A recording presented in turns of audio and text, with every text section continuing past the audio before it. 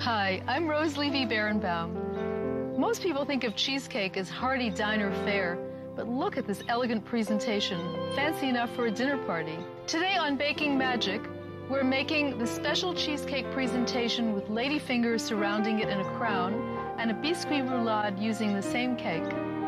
So stick around for some great cheesecake magic.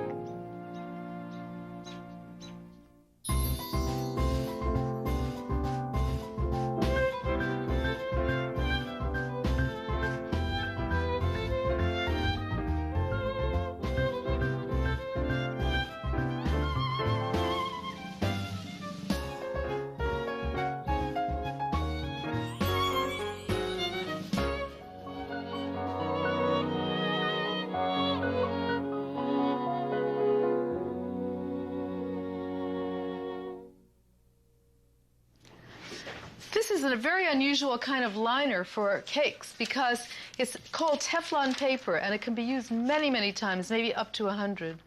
This in combination with grease and flour and nothing will ever stick to it. A biscuit is like a genoise. It's another French cake, but it's rolled up. And because of that, it uses extra egg yolk. And the egg whites are beaten separately. There's no butter, and that makes it flexible enough for it to roll into a cake roll. But I can also use it for a flat cake to line the bottom of a cheesecake, or for a rolled cake as in an ice cream roll, or all sorts of fillings. So let's start making the biscuit batter. A lot of people call it biscuit, but biscuit is the way the French pronounce it, and roulade is a roll. Here we have 3 yolks and 2 whole eggs, and it's the yolks that make it flexible. So I start with the whisk beater and the sugar, and on high speed for about 5 minutes I'm going to beat it until it's tripled in volume. And while this is beating, I'm going to start measuring the flour and the cornstarch.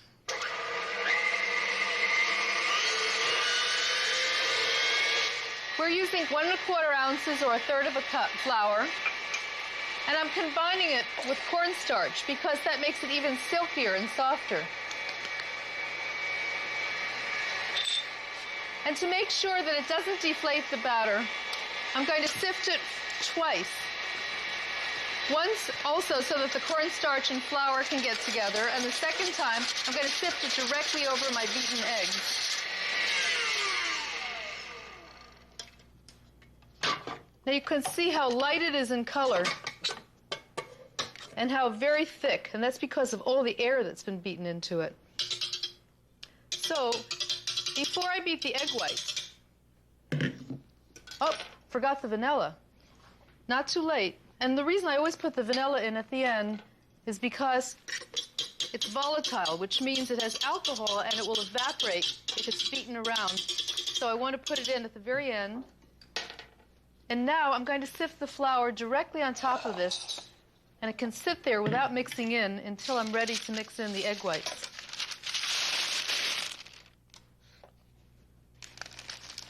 See, because I sifted on the parchment, it's really quick and easy to get it into the sifter.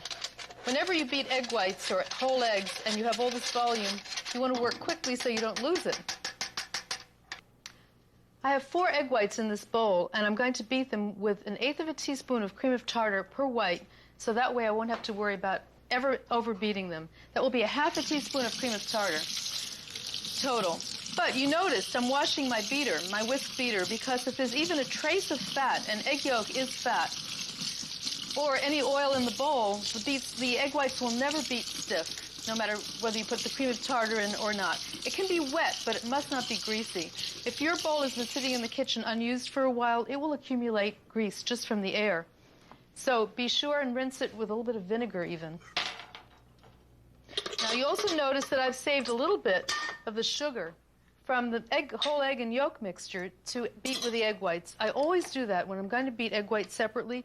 I save a little of the sugar to beat with them because it helps the stability and it loses less when the egg whites are folded in. So I'm going to start beating until I get a little bit of foam, and then lower the beater so that it doesn't jump to the sides of the bowl, and in goes all of the cream of tartar. You need a full 1/8 of a teaspoon per egg white to prevent overbeating. And once the egg whites are at soft peak stage, I'm going to start adding the sugar until it reaches stiff peaks. That could take as much as 3 minutes. Now that you can see the whisk marks of the beater, you know that it's soft peak stage. So gradually add the sugar. And now let it beat maybe another 30 seconds. You can even raise the speed to high, and you'll have stiff peaks in no time at all.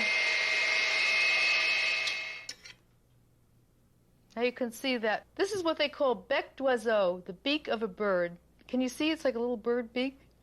When it's at this stage, it's just before the really stiff peaks. And actually, you end up losing less volume when you beat it a little less initially. If it's really stiff, it breaks down more when it's added to the rest of the mixture. The flour mixture is still sitting a little bit on the top, but it's sinking in gradually. So now I'm going to add all of the egg whites to this mixture and mix it in together. Meantime, I have my oven preheating, because otherwise, if this goes into a cold oven, it won't be as good a texture. Although once in a while I've forgotten, and it still works because it takes such a short time to bake a biscuit. It's really thin.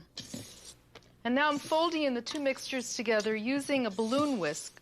I could also use a slotted skimmer. Most kitchens have them just to remove vegetables from a pot.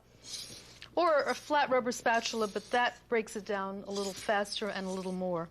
I just want to reach the point where I don't see any particles of flour in it. And it doesn't take long, and you can see it's hardly deflated, this mixture. Now I'm going to spray the Teflon sheet with grease and flour. And you can use it without the grease and flour, but then it makes it a little harder to get it off. When I make cakes that are flourless cakes for Passover, I'm not allowed to use this because there's flour in the spray. And then it's like taking off a Band-Aid. It's always a little more difficult. It can be done. But the rest of the year, I'm really glad to be able to use it. This pours out because it's full of air bubbles, but it's also very liquid. But it won't even out in the pan unless I help it. If you have a larger offset spatula, you can use that. A little one works fine too.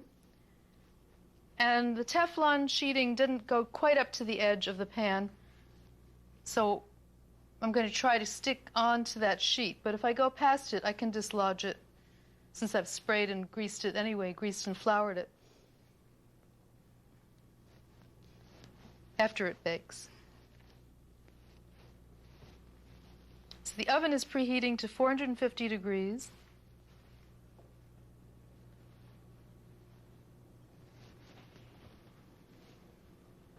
And now it's going to pop in for 7 minutes. If your oven is uneven, after the first 3.5 minutes, it's fine to turn it around. Now this is going to bake for 7 minutes or until it's golden brown on the top. And after 3 minutes, I see that it's set. I will turn it around so that it browns evenly.